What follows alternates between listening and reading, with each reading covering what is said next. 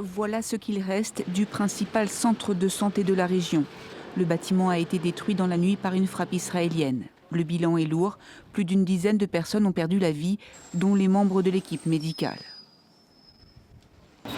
Une équipe de bénévoles travaillait au centre pour prodiguer des soins aux patients civils. Et le personnel était aussi composé de civils.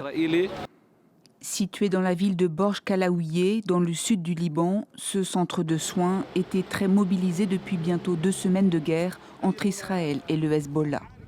Comme ces derniers jours, d'autres frappes ont visé dans la nuit et dans la matinée d'autres villes du pays, notamment Saïda, mais aussi la périphérie de Beyrouth.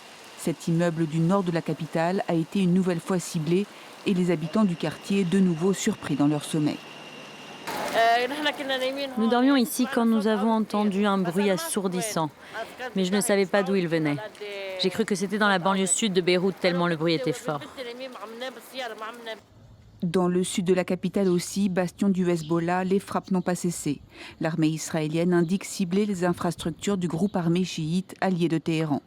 Le chef du Hezbollah a fait savoir vendredi soir que ses combattants étaient prêts à une longue confrontation avec les forces israéliennes. Nous ne donnerons pas à l'ennemi les moyens de réaliser son objectif, de nous éradiquer, ni de contrôler le Liban. Nous avons demandé au gouvernement d'arrêter de faire des concessions à l'ennemi car cela prolonge la guerre.